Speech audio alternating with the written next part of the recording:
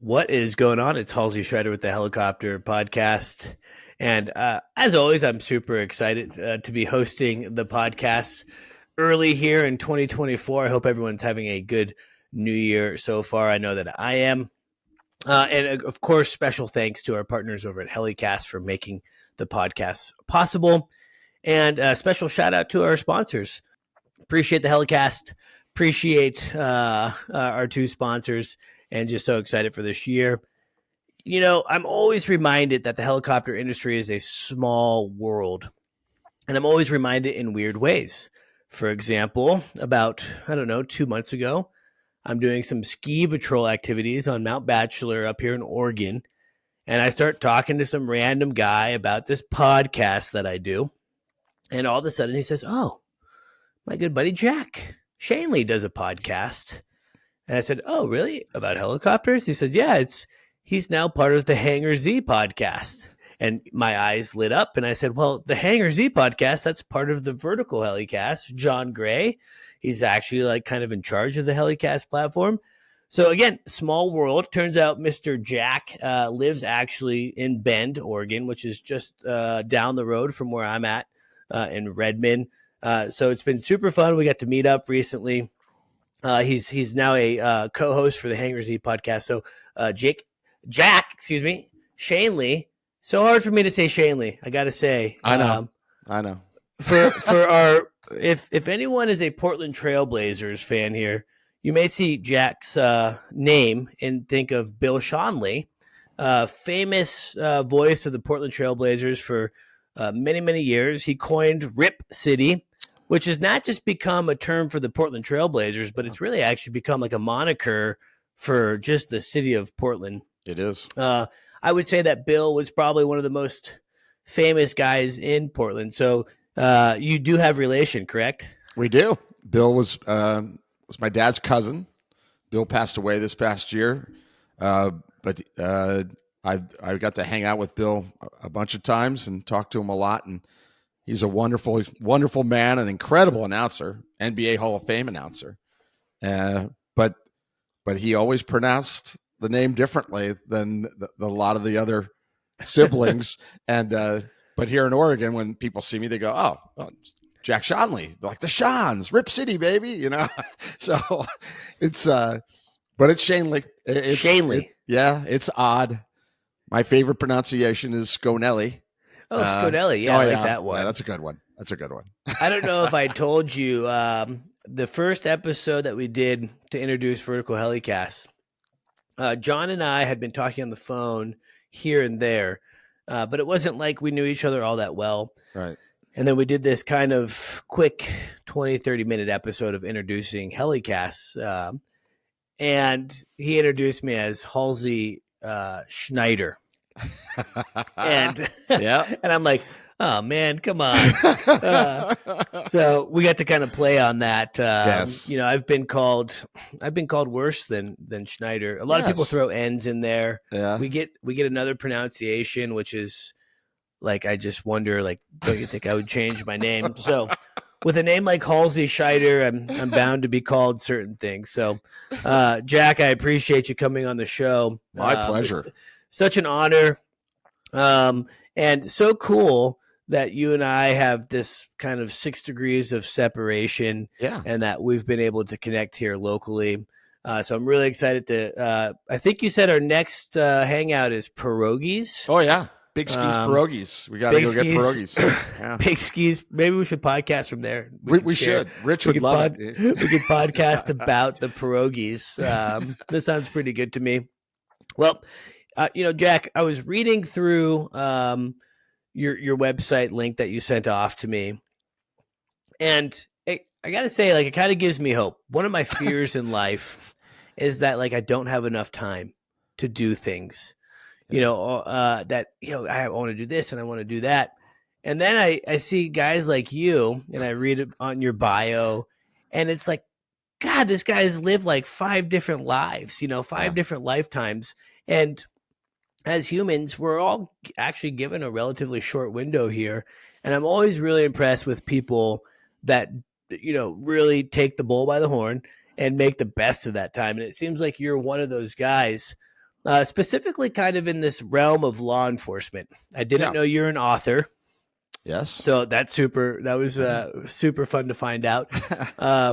So I'm just curious if you wouldn't mind just giving my listeners the quick and skinny, a little bit of your background, and then we can kind of dive in and talk about some of the nuances, specifically to helicopters, of course. But you have a very diverse background, and I think our listeners will find this really interesting. Sure. Well, I appreciate everything you said there, and it has felt like that, by the way, Halsey. It really has, where you switch within the same career. I felt like I had multiple careers because the jobs that I held were so diverse. So, quick thumbnail is, grew up in a small town in Pennsylvania, and I worked for a sheriff's department there called Berks County Sheriff's Department as a part-timer back in 80 to 83. And then I decided to take a big leap, and I moved to Los Angeles and became a Los Angeles police officer. I moved there for the job. And then within that job, obviously worked patrol, and I was a training officer, and I worked plainclothes Hollywood Vice, which was fascinating and hilarious at times. I'm sure. And then I went to Metropolitan Division, which is like a crime suppression citywide unit, but also has specialty units in it, such as SWAT and K9 and the mounted unit. And I can tell you that from my first K9 search on patrol, I said, I'm going there someday. Someday I will be a K9 handler. It was just, I remember the name of the dog, the name of the handler on my first search. And I went, I'm going to go there. And years later, I applied and I ended up in K9. And I did that for 5 years. And I will tell you that the vast majority of those searches, mostly outdoors, some indoors, had a helicopter over them. Of course. I worked with air support every single night that I worked for 5 years. I got to know people there, not by face, but by voice and name. And then I had a friend there. And at one point, I was in the K9 world. I have young kids, very unstable life, because you're on call all the time. You're racing in on your days off and birthdays and holidays. And a friend of mine was a tactical flight officer. He said, hey, you got to apply for tactical flight officer. You could do it. I know you could do it. You've got citywide experience, tactical experience. You can talk. You could do it. I went, never really thought about that. And he convinced me, and I took the leap, and I became a tactical flight officer. Very challenging, very, very challenging position. It's the most difficult job in law enforcement. Can I pause? Sure. Can I pause you there real fast? Yes. Sure. So first and foremost, for our listeners, if you guys haven't checked out the Hangar Z podcast with John Gray and Jack, you guys need to do it. The Hangar Z podcast is really more focused around law enforcement aviation. Both of course, you and John have a background in that. And so if my listeners, I'm sure you guys have, but if you haven't, please check it out. One thing that I'm curious about, because actually I don't think I've actually had anyone on my show that was a tactical flight officer. Okay. And from like a very far back perspective, I have an idea of what that means. Sure. But can we dive into that just a little bit of like, sure. What is a tactical flight officer and what does that look like? Maybe some listeners out there may even be interested in pursuing something like that. Oh, So yeah. I'm just kind of curious to hear from your firsthand experience of what that means. I think you're even the chief of that department for a little bit. So it sounds like you have a lot of experience with it. I do. The tactical flight officer used to be called an observer.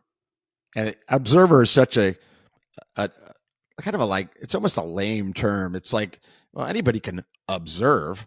The job is so much more than that. And so years and years ago, they changed it to tactical flight officer. because the job is so complex. Observer it wasn't deserving. So a tactical flight officer basically is the person in that aircraft that determines where you're going, what you're going to go, what kind of calls you're going to. They will assist the pilot in navigating there.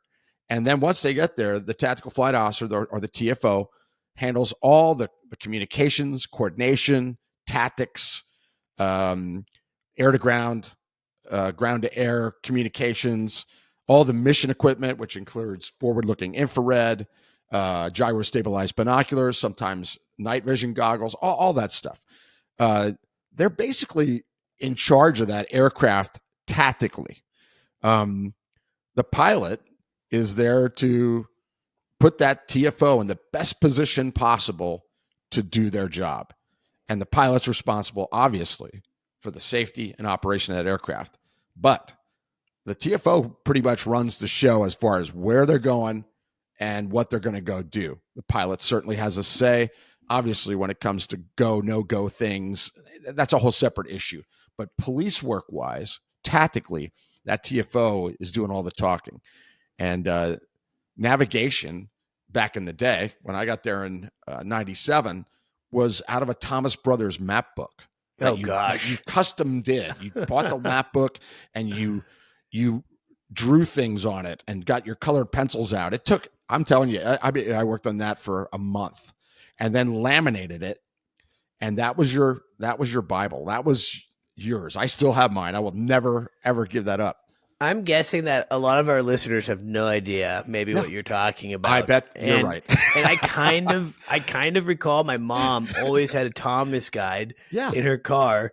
And correct me if I'm wrong, but essentially it's it's a flip book, big book, and you could look up, say, a street name. That's correct. In the index, and it would say like page 5, D6, and you would go and you would do the D and the 6, and there's the point. I mean, that's the kind of navigation you were working with. That's exactly right. And and you had to navigate in the beginning in your first month loan to within 4 houses of the address consistently. And if you couldn't do that, you didn't stay. That is really challenging. And to people, to the younger folks that are listening that say, well, wow, why would you just use a computer? There was nothing. There was nothing then. That's how everyone in law enforcement did it. And now that has evolved, obviously. And now it's incredible what TFOs have at their fingertips. They can punch in an address. It not only tells them how to get there and which house it is, they're visually looking at it on a screen. Wow. They can do overlays where they can see who owns that house. I mean, wow, literally with a phone number. That's insane. It's amazing. It's come a long way, but in the beginning, I remember it was hard. I flew E&G for a little bit in San Antonio. I was supposed to be a backup. The day I finished my trip, I had just started helicopter, but I wanted to keep flying. And so I told the chief pilot of Heli Inc., who's a large operator of E&G, I said, hey, look, if you guys need a backup, I can do a couple days a month type of deal. Right. And he's like, we do. And so I finished my training. Next day, the main pilot has a heart attack. He's okay, luckily, but loses his medical. And I think I ended up flying 8 months or so. Yeah. Producer Zach, who you just met, I begged and pleaded for him to quit his air medical job and take the E&G spot so I could stop flying it full time. And he did. Thank you, Producer Zach. And but anyway, one of the things I can totally agree with is it's one thing to navigate airport to airport. We had a basic GPS in the E&G ship that I was flying, but being able to navigate to like a street, and a location, that was probably like the most uncomfortable and the hardest part of that job by far. We of course didn't have a tactical flight officer, but I got lucky because I had a good photographer in the back who knew the area well. That helps. And they would be like, hey, we need to go to Bitters and so-and-so. And I'd be like, what? And he'd go, it's fine, bro. Just take off and go that way. I'm like, okay. That's exactly what a TFO does. It's cool though that the technology, of course, I mean, the technology is just been crazy this last 20 plus years. Yeah. And I think we should. I would be curious to kind of hear how technology changed from from when you were starting flying to the end. But we'll get there. Sure. So tactically, the guy up front is very much involved in the police work of it, That's correct. And which makes a lot of sense. Interestingly enough, I just actually did a CRM discussion. We posted the episode a few weeks back, early 2024, with John and Jason from the Real Rescue on CRM. Yeah. And we were talking about the pilot perspective of CRM. I would like to hear your perspective as a tactical flight officer on experiences that made a pilot that you had flown with as an example of like, hey, this is a good CRM situation, and maybe some other situations where you didn't really feel like the CRM was there, because I can imagine that you almost have to be in sync as a tactical flight officer with the pilot to really make this a safe operation and let it click.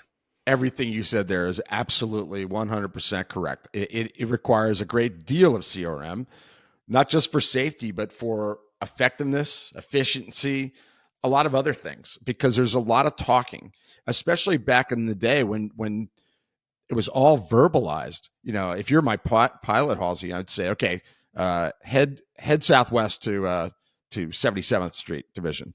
And I'd be in my map book, and while you're flying, I'd be talking to you. Okay, Halsey, we're going to go to Slauson and Western, and I would know, you would know those majors. I'd say we're going 3 south of Slauson, 2 west of Western. The house is the 4th from the corner, south side of the street. And then I'd come out of the map book and point and say, okay, you got Slauson and Western, 3 south, 2 west, 1, 2, 3, 4. There's the house. It's got the green car in the driveway. I mean, there was a lot of talking. And meanwhile, that pilot is looking for traffic, talking to ATC, doing all these things, air-to-air frequency, all sorts of things. Plus, all of our pilots were cops. So when you got there, sometimes the pilot would say, I got him running. He's on my side, and you'd say, oh, bring it around. And they'd bring it around. And, the pilot's now involved in that because they'd be listening to the police frequency too. So just based on that, you can see how much talking and CRM there was. Pilots depended on TFOs for traffic alerts, depended on hey, you got that tower? You got that Cessna? We were in controlled airspace most of the time. And that didn't, LAX being the big one, we were underneath everything coming into LAX all the time, at or below 900 in the class Bravo. So it required a lot of clear, concise communication and trust. TFOs trusted the pilots trusted the TFOs. And that was a big part of it. I could tell you that, when I switched seats to pilot, from TFO, I had a whole new understanding of it because the responsibility was so different. I can think of one where I'm coming into a call, I give him one orbit, and he goes, hey, I got it. I got the guy. He's on the roof. I go, outstanding. I said, you have one orbit and we're out of here. He goes, what? I said, you have one orbit and we are out of here. He didn't even look up. And he said, Roger, he's talking to the guys on the ground saying, hey guys, we're going to have to bail out of here. He doesn't even know why yet. I'm looking at a wall of water, a cloud burst coming at us from Santa Monica, and I gave him one orbit and I bailed out to the east. And then he looked up and went, oh my gosh. I said, yeah, that would not have been good. We would have gone to zero visibility. But the trust was there, and that's the kind of CRM that we emphasized, encouraged, and tried to live by. Well, I think it's probably, as you became a pilot and transitioned into that side and then grew into that role, I'm guessing you were also quite a mentor to some of the tactical flight officers also, maybe some of the newer guys that were coming in, because from your perspective, being able to have lived both positions probably was really helpful. Was that standard kind of protocol for LA where you have to do the tactical flight officer first? Most did. Most pilots were TFOs and became pilots, but not all. It was not exclusive. We brought in people straight into the pilot position. some of which failed the TFO program. They couldn't do it. I mean, they couldn't do it. They fell flat on their faces, but they were outstanding pilots. It's one of those jobs. Yeah, just a different ball of wax. It sounds like something that you have to almost have this cadence of being like 5 steps ahead of what you have to be doing next. And being able to, being able to kind of mentally stack that priority in your head of, okay, this is what we're doing, especially back then when you're looking at a Thomas guide. I want to talk a little bit more about the TFO position, but quickly, I would like to hear from our sponsors. Thank you to our sponsor, Robinson Helicopter Company, the choice for unrivaled safety and reliability, so you can accomplish any mission with confidence. For more than half a century, Robinson has been at the forefront of the helicopter industry. From the R-22 to the R-66 turbine, Robinson makes helicopters accessible so more people can accomplish more missions. Climb higher. For additional information, visit www.robinsonheli.com. All right. Thank you again to our sponsors for making this show possible. Before the break, Jack and I were talking about CRM. I think CRM is specifically in law enforcement, such an important thing because you really do have to have this kind of ballet, this coordination with who you're flying with.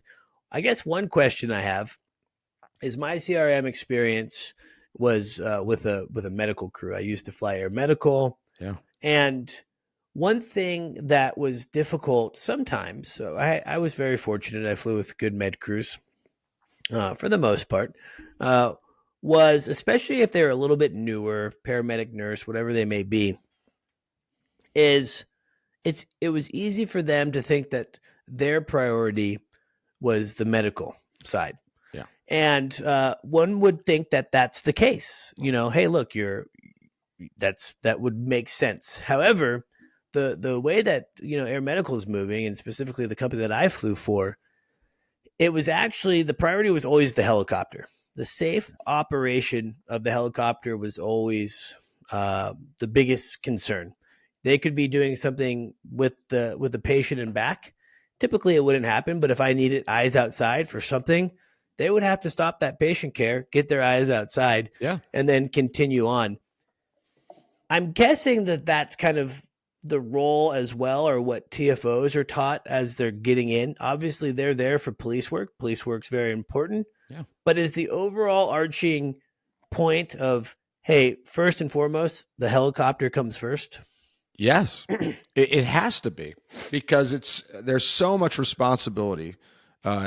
And there's a lot going on, and especially in like Los Angeles, where there's so many rotorcraft. I mean, every TV station has one, some have 2. So there's a lot of stuff going on, and there's airplanes, fixed wings that are at low level doing traffic, and medevacs, and then you add all the commercial airlines. So yes, it has to be the priority. For example, you get a help call from a police officer. Shots fired, officer down, and you can almost see it. I mean, you can almost see it out there on the horizon, and it's in the Bravo. And you check in with the Bravo, and they say, "Nope, you can't go." I mean, you can't go. You have to just understand that police emergency is not an aviation emergency. The FAA doesn't care about those emergencies. It's safety, it's aircraft safety, and operating this aircraft first. And it can be frustrating, but it's reality, and it's the right thing. We don't want to have an incident, and there have been incidents of air-to-airs in this country with, for instance, media ship and a law enforcement ship. There was one in Arizona years ago. There's video. Horrible. It's horrible. Absolutely awful. And those sort of things can come up in an instant without good communication, without good visual. So if I need that TFO to get his eyes up, they would.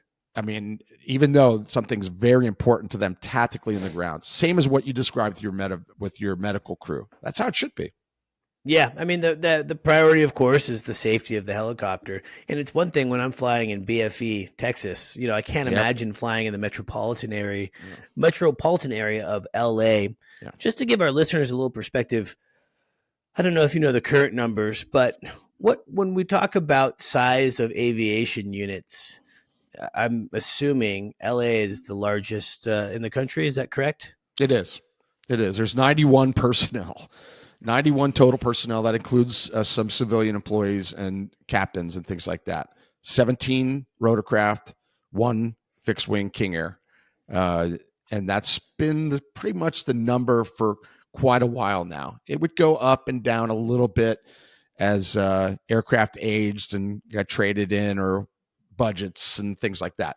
But yeah, it's the largest law enforcement helicopter fleet in the world.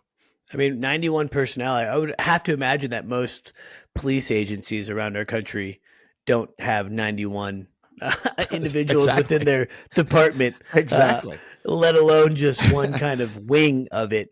That's right. But a very important role that the aviation unit plays in LA. And I do want to talk more about that kind of later down in the episode, but sure. I'm still more curious about kind of your progression. So how long did you work in the TFO slot before they transitioned you over? And what is the process, at least at that time in LA, for that kind of, was it almost a guarantee that you got the opportunity to be a pilot, or was it still pretty competitive and interview process, things like that? Extremely competitive.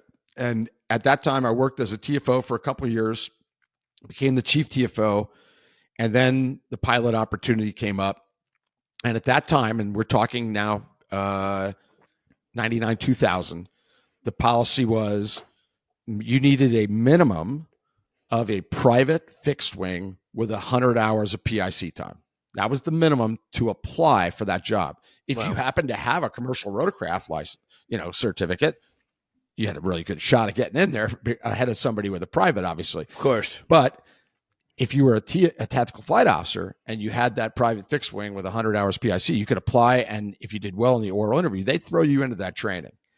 And I had 103 hours of PIC time when I took that oral. I came out at the top of the list. I went in the training, and for the next 6 months, I was in training started in OH-58 for the first 20 hours, and that went away. And then it was all Jet Ranger, Nice. all Jet Ranger, and then eventually went to the AS350B2, the A-Star, after you came out. But I came out of that 6 months with a commercial helicopter certificate and my CFI. I mean, right off the bat, they encouraged you to get that CFI out of the way while you're in training, while you're in that, in that mode where you're studying and you're that's as sharp as you're ever going to be, as you and all of your helicopter listeners would agree with. Yeah. That's as sharp as you're ever going to be with what the FAA wants out of you. So they encouraged you, if you have any plans at all down the road to become involved in CFI activity here at LAPD Air Support, we want you to get that CFI. That makes sense. I did. That's awesome. It really did make sense. Even if you didn't, it was good experience. It was good 100%. Experience to get that and have it, have it there. Because maybe 5 years later you go, I'd kind of like to teach maybe. You don't know. I knew I wanted to teach because I it's in me. And so thing. I grabbed that. Yeah, I grabbed that and ran with it. Well, I think teaching is really fun. I loved producer Zach, who's hiding in the wings here, will tell you that if CFI work paid a little bit better, he would be a CFI forever. I don't know if I would quite go that far. Yeah. But one thing that I loved about civilian flight training was this idea of it's the only job in the world where you can literally get the keys of a helicopter. Yes, Robinson helicopters have keys, and that's what I was teaching in.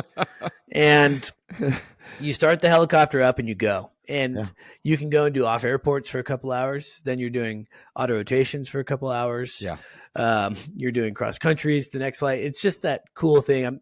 I'm sure it's a little bit different, obviously, in a training structure that's more law enforcement oriented, but still it was probably really fun to be able to gain the experience and then be able to mentor that experience through being a CFI. Yeah. Now, I agree that once you get your commercial, you get your CFI, mentally you're sharp. Hopefully Right. you should be. You know the regs really well. Yes. You're sharp in that way, but you're not so sharp in actually real life experience. For That's me, correct. I remember, 200-hour pilot. It scares me to think that I was teaching people because, man, there's still maneuvers that I was struggling with a little bit. Yeah. Just because I didn't have enough stick time, enough practical real world experience. And then, of course, after a few hundred hours, you get better and you get better and you get better to a point where sometimes you get so good that you get a little bit dangerous. Oh, complacent. And complacent. But I'm just so curious to hear from your perspective what it's like, or what LA does maybe to help mitigate this, of how do you go from finishing your training in 6 months to now flying in quite possibly one of the most congested, busiest areas that our country has to offer? Great question.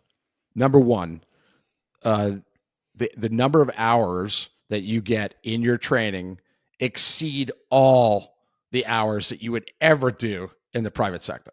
I mean, they don't care about those magic numbers. Oh, well, you need 45 hours and then you can take no, if it takes 75, you're going to do that. So everybody comes out with many more hours than they normally would if they were out in the private sector. Number one, paying for it, which is challenging. And I've heard you've talked to all your guests about that. I feel very lucky in that area, by the way. So that's number one. Number two, when you do come out with that commercial, you're kind of thrown into the fire, but not really. You're going to be on day watch. So you're not getting thrown onto graveyard shift or in the dark. And you're going to work that for months. And you're going to work it initially with they'll put a pilot as your TFO for a little bit, not long, but just to make sure that you've got things going in the right direction.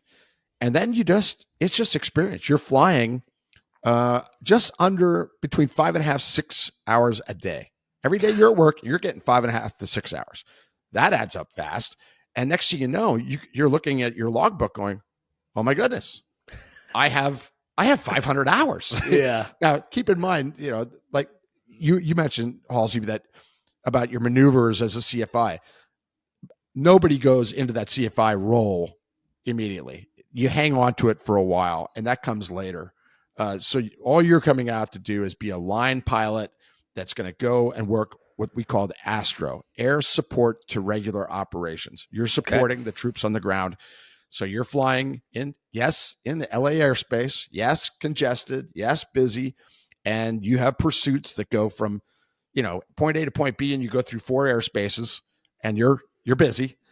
But most people have been a TFO. They know what that looks like, sounds like, feels like, and it's not hard. The outside people that come in and that were not TFOs, even though they might be very experienced pilots, struggle with that a little bit, and it takes them longer because they've never seen it before, so I think that's what you were looking for there.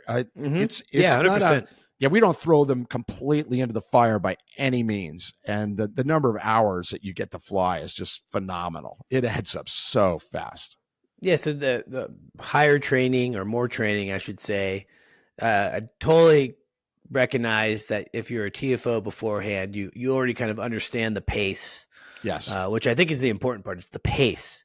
Absolutely. Just as a TFO has to be 5 steps ahead of where you're going and navigating, the pilot has to be kind of 5 steps ahead of what airspace is next. That's right. Not to mention, again, even in the early 2000s, I'm sure you guys were not dealing with some of the technology that we have in the cockpit today that gives you a nice little alert of, on your heads up, on your MFD of, oh, hey, by the way, in 10 miles, you have this airspace. Here's the frequency, by the way. Yes. There was none of that. I'm guessing you didn't have any of that. You had a knee board. What's that? Yeah, exactly. You had a knee board with all, and by the way, you had to memorize the frequencies. All the frequencies. That was a quiz when you were in training. You had to memorize ATIS and Tower for every airport that we dealt with, which is probably 8 or 8 to 12 airports was on that Gosh. test. And you got to use them. I mean, you went from airspace to airspace constantly. So it confirmed all that learning very quickly. It's one of the things that I feel like flying law enforcement is one of those positions when I'm asked, or when people ask me like, hey, do you prefer airplanes or helicopters? I love this idea of helicopters because God, it's so hard. You're memorizing frequencies. You're flying in this low level environment. You're right into the thicket of things. There's all this other traffic around. No offense to our airplane friends, but they're usually way up high. Yeah. They're being controlled. They're certainly not having to memorize frequencies. And so it's just one of those helicopter things that is so neat to me of there's just so much that goes into being a helicopter pilot, especially a helicopter pilot in a very big metro area like that.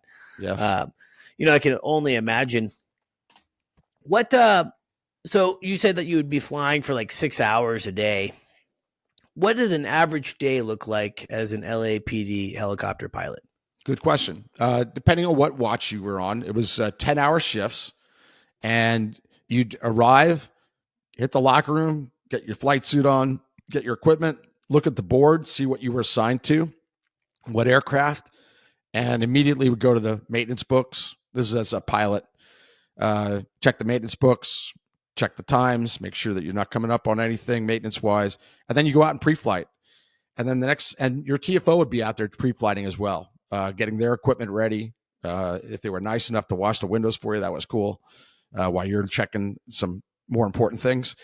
And then you went in and had roll call, which is, just like any police roll call, checking to make sure you're there and updating you on information, crime info, policies, procedures, death and funeral notices. I mean, everything, was on there. And then within about a half an hour of that, you went it out, press that start button, off you went. And you were up for 2.5 was the schedule, 2.5. But you didn't land until your relief was up. So you'd be flying, and maybe you're tied up on something, and your relief would come up and say, hey, Air 10, 16's up. What do you got? Hey, I'm on a perimeter here at this location. I'm on with Burbank Tower, and I'm at 1,200 feet. And they'd come and relieve you, and then you'd leave. So your flights ended up being longer than 2.5 a lot. And we did that for 20 hours a day. 2 aircraft flying 20 hours a day. And it used to be 3. At night, it was 3 aircraft flying at a time, 470 square miles, big, a lot of elbow room.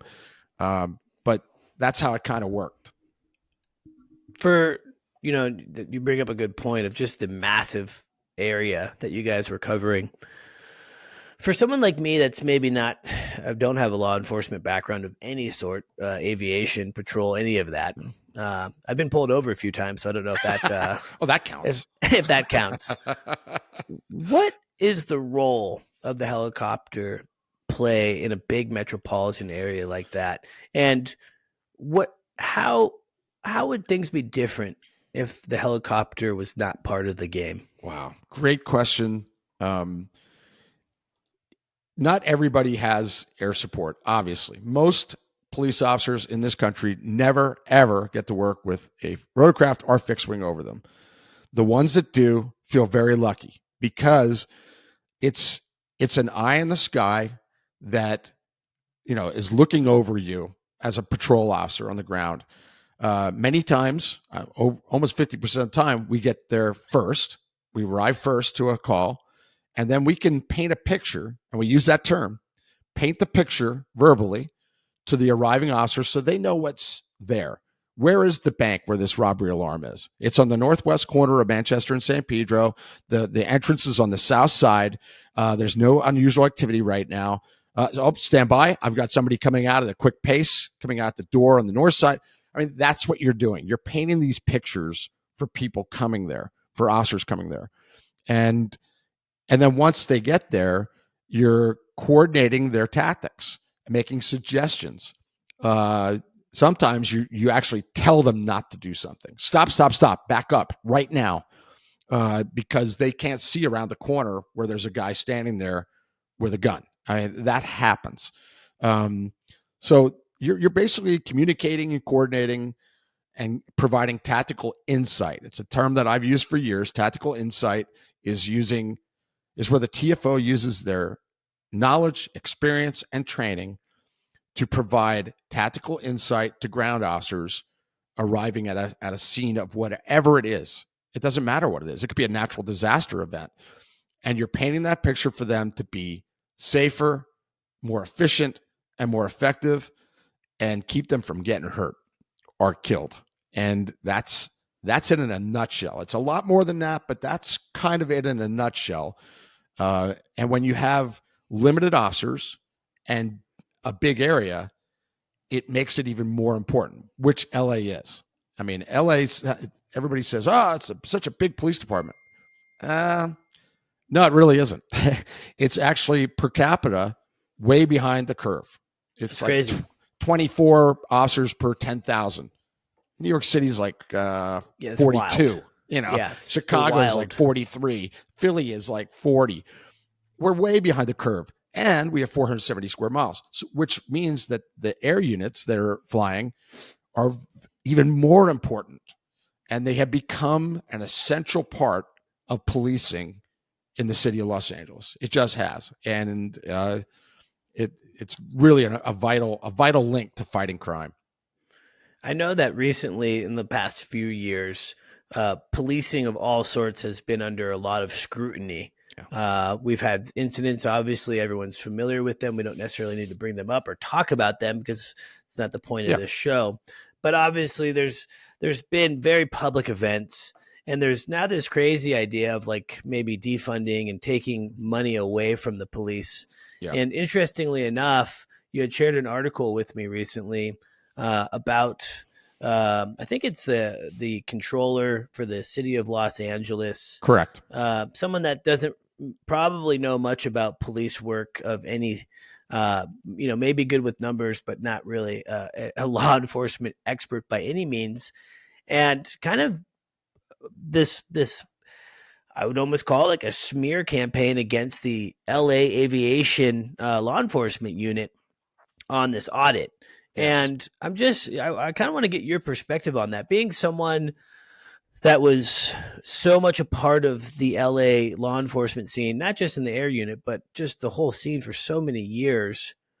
When you see like a public office person like that come out and try to kind of almost, turn the law enforcement into the bad guys, I mean, what is that all about? And can we just share with our listeners a little bit more about what this guy is trying to do, and maybe some facts and some other statistics to support the need for the aviation unit? It's a very hot topic. I'm getting phone calls, text messages, and emails from literally around the world, the places I've been with aviation units going, wow, what's going on? Here's what's going on. We have a controller that does not like the police, openly does not like the police, is a defunder. He doesn't call it defunding. He calls it right sizing. So he uses a different term, but right sizing is becoming more. It's like the new, oh, yeah, I'm not defunding. I just want to right size. Well, it's defunding. And he went after LAPD air support, and it's low hanging fruit because LAPD air support is the number one item on the budget is LAPD air support. It's $48 million a year. Of course. A lot of money. Nobody has ever denied that. It's been in existence since the 50s. No one has ever said, wow, this is a cheap operation. It's always been expensive. It's more expensive now than ever with inflation and fuel costs and everything. It's unavoidable. What the controller did, though, was just talk about money. His whole thing was about, look how much this costs, and it's ridiculous. All his numbers were wrong. I mean, I'll give you one example. He said per flight hour, $2,916 per flight hour. I'm sorry, it's about $800. Okay, that's with salaries, fuel, and everything. It's about $800. So right off the bat, he lost all of his credibility with us, people that know that his numbers are off. But on top of that, he just never mentioned the bang for the buck. He didn't mention a single thing in his summary about, well, what do we get for that $48 million? Are their lives saved? Or is the city actually saving money in lawsuits on pursuits? Because none of that was discussed. It was all about, this is ridiculous. It costs too much. He didn't mention a single thing about the 4 years. He covered 4 years. In that 4 years plus, he didn't mention that air support went to 200,137 incidents. He didn't mention that we went to pursuits, for instance, 2,424 pursuits.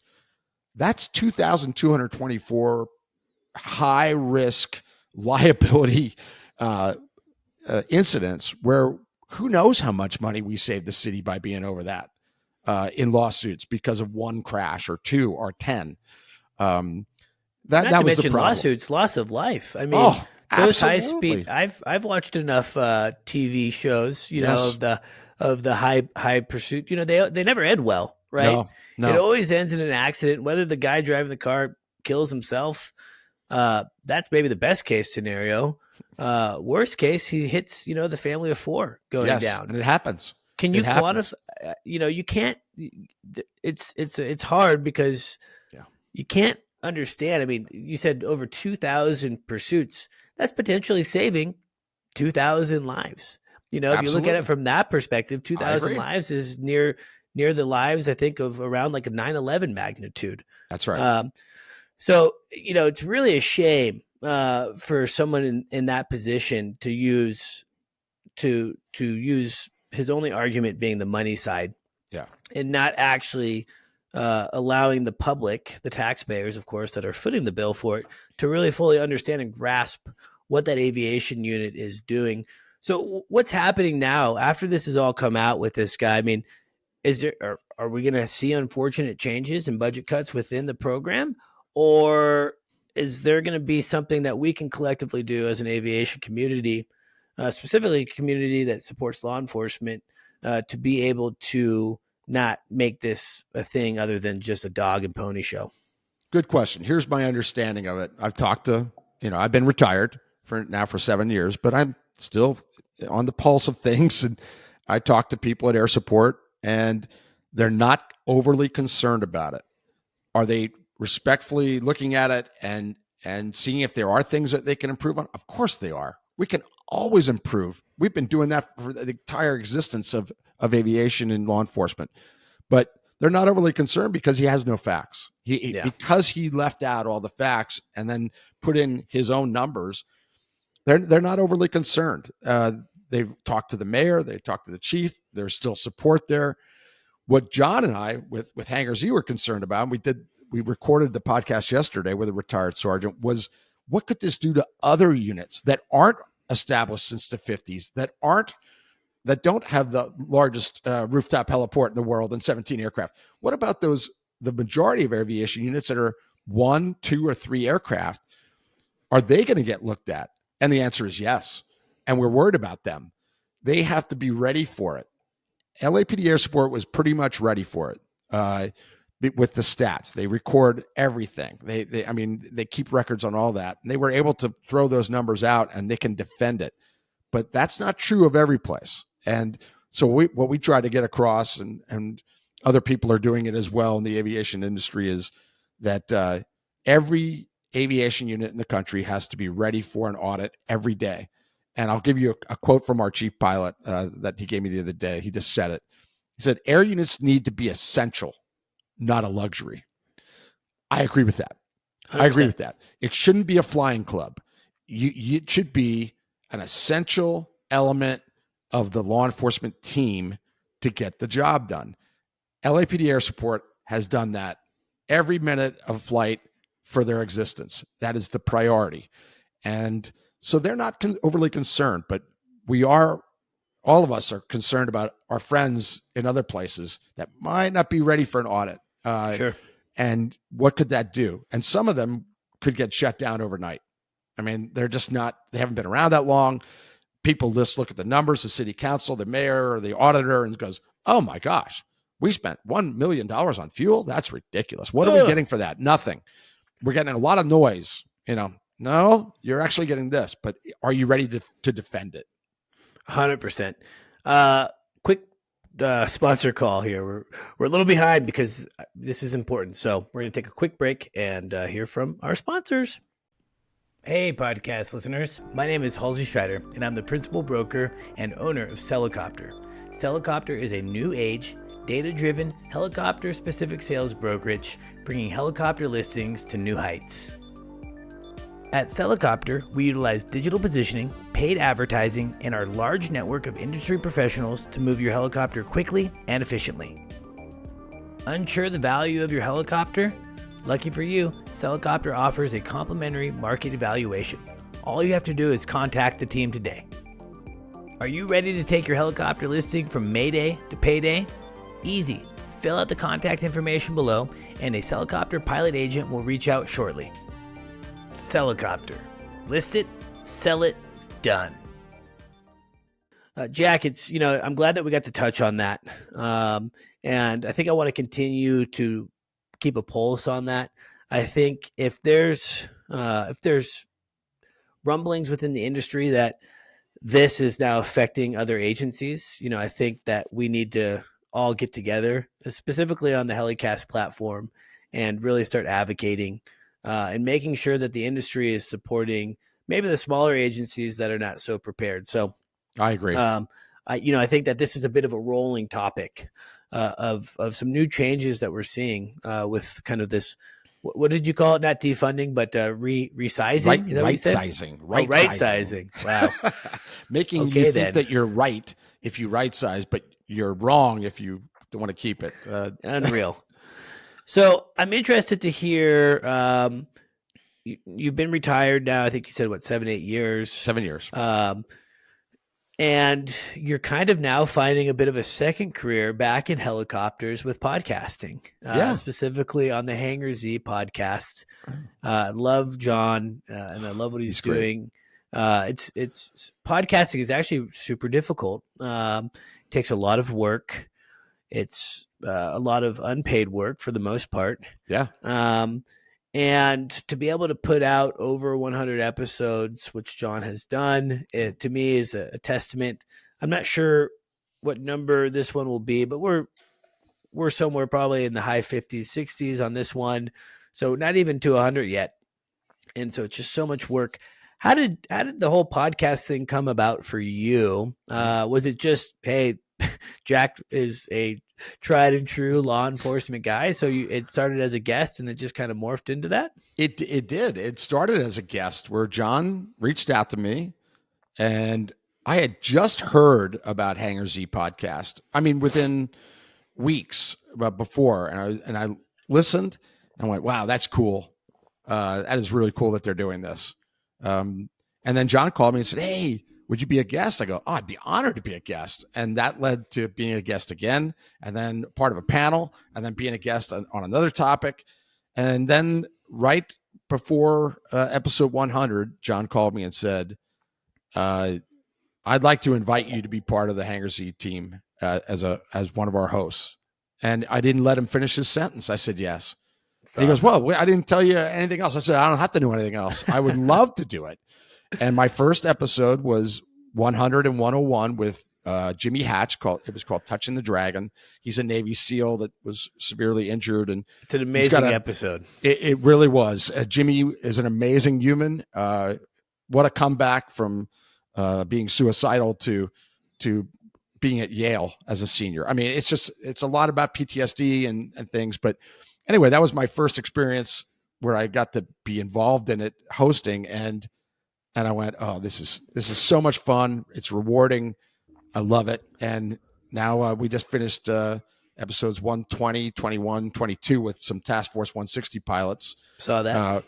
Fantastic. Those Calvin and Dave they were incredible guests, and I love it.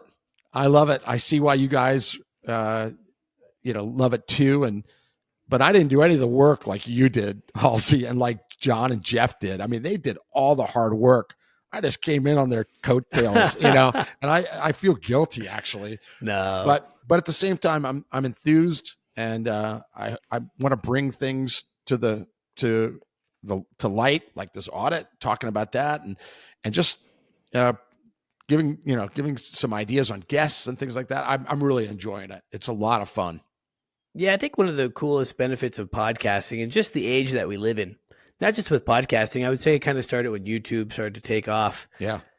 It really starts to allow things to become a little bit easier or at least a little bit more accessible. Even when I started flight training, which was in, call it 2007, 2008, I mean, that's in the early mid 2000s, technology was around.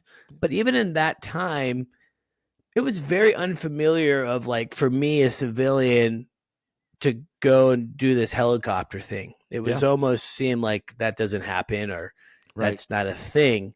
Whereas today with podcasts and YouTube videos and social media, Instagram, Facebook, it's really expanded and opened up this area of like, hey, this is possible. Oh, and, absolutely. I think it's really cool there's probably a lot of guys and gals listening that we don't necessarily ever hear from, but we've impacted them in some way. I would hope that there's someone listening to today's show and thinking, wow, LAPD, aviation?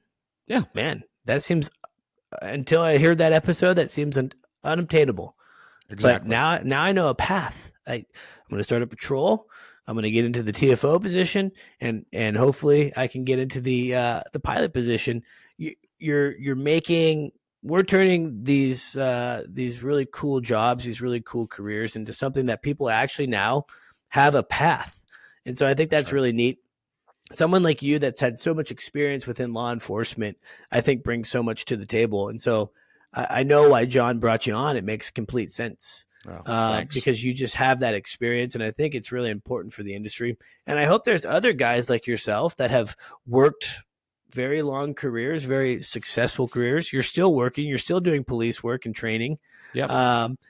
Of whatever sector they're in, I would hope that they step up and continue to mentor the folks that are just starting the career or wanting a career change. Yeah. So I think it's really neat, and just big kudos to you and congratulations. Oh, thanks. To getting into the podcast. I do want to finish up on one topic here as we just have a few more minutes left. Sure. And talk a little bit about training. I know that you, in the beginning of the episode, you talked about you used your CFI. So at some point you did transition into a training role in the aviation unit? I did primary flight instruction, bringing people from, some supervisors could come in with nothing. So I took some supervisors from nothing to a commercial helicopter certificate. I was a check airman within our division. That was great. I mean, awesome. Check rides were quarterly check rides. Wow. And there's 40 pilots. You were constantly doing check rides. There wasn't a day went by that somebody didn't need a check ride. So you're doing check rides, and I got to be involved in that, and that was fantastic. I became so much better, as you can relate to, and every instructor can relate to. You become such a better pilot by being a CFI. It's just so true. I talked to a young man the other day. I sound old. I feel old talking to this guy. He's a listener. He reached out, and he said, hey, I guess maybe I'll get my CFI, but I'm thinking maybe just go directly to flying some tours or something. And I was like, listen, dude, get your CFI and become a flight instructor. Yep. Because you become such a better pilot, in my opinion. I know there's guys and gals out there that have done it other ways, and that's fine. Mm-hmm. I'm not throwing rocks at that. But from my experience and just being able to also be in other training roles in 135 departments where I'm flying with pilots, I can see a difference, guys that taught and guys and gals that didn't teach. And I 100% agree with you. I always, the metaphor that I use is coaching football. I used to coach football, and I played football, and I was a decent football player, but nothing great. And then when I started coaching, I was looking at football from a different lens, a different perspective. And I started to say, oh, that defensive back is making the same mistakes that I used to make, but my coach wasn't able to articulate it to me of what I was actually doing wrong. Yes. And then I probably as a 25-year-old would have been a really good high school defensive back just because I got to see it from a different perspective. And that's how I feel about flight instruction is I was finally seeing mistakes that I was making from a different lens. And I was seeing it from the left seat and saying, oh, that's what they were talking about on my 180 auto rotations. Yeah. That's what they were talking about on my off airport recon. It just would like be this aha light bulb moment. And from that time on, I became a better pilot. Exactly. That light bulb went off constantly. Yeah. Ching, ching. It was all the time. I 100% agree with you. Jack, I think that we have to get you back on the show. I think that there's more to talk about. I'd be honored. That'd be great. I would love to have you back on in the future, hear more about your training experience, hear more about your aviation experience as a whole. But unfortunately for today, we are kind of getting to our time. The Hangar Z podcast, do you guys take like pee breaks? Because you guys really go for it sometimes. Sometimes, but most of the time we just do it and we look at the clock and go, "Oh my gosh, how did that happen?" Well, even yesterday like today, was one of those. I look at the clock. We're just at an hour here, and I'm like, Jesus, like how does that happen? I know. It happens too quickly, but I think that that's the sign of a good podcast, a good guest. Well, thank you. Is that you guys that you can just talk, you can have a really fun educational conversation. Yeah. And so I just thank you so much for joining my podcast. My pleasure. You're doing great things, Halsey. The mentoring part, it comes into so many of your podcasts with people's backgrounds and how they got to there and giving hope to these young pilots. So keep doing what you're doing too, Halsey. You're doing great work, man. Yeah, no, thank you so much. I think I've said it before. The podcast was a purpose of giving myself a little more industry recognition because I'm in the industry as a sales guy, obviously with Helicopter, and which I think is a fine motive. If you're going to advertise, you might as well create cool content that people want to engage with. Sure. But I had never in my wildest dreams would have thought that it's turned into what it's turned into. Constantly getting messages of support and requests for mentorship. It's just a wild thing to be able to, it's just how life works, right? You do one thing thinking it's going to be because of this, and then it kind of offshoots. And now with Vertical Helicast, I feel so honored to be a part of that. To our listeners, if you haven't checked out the Helicast platform, it's put on by MHM Publishing. MHM has been around for many years. They're responsible for Vertical, Skies, Valor, and now they've created this platform for helicopter-specific content with podcasts. And I just feel so blessed and lucky to be a part of that. The Hangar Z with John and Jack and Jeff. Yeah. And, of course, The Real Rescue with Jason Quinn, a.k.a. Quinny, and some really fun collaborations. Our CRM podcast that I did with those guys was really fun, and I think that's a really fun opportunity. So I think you and I will hopefully end up being on some panel podcasts together as well, because there's so much awesomeness that comes out of those. Jack, thank you so much for being an awesome guest. If you guys haven't checked out the Hangar Z podcast, please check it out. You can find it on all listening platforms, Spotify, Apple Podcasts, etc. And you can also find them on social media, the Hangar Z. And you also got to check out The Real Rescue as well. For me, I'm the Helicopter Podcast. My name is Halsey Schider. Keep listening, keep supporting, and thank you again for listening.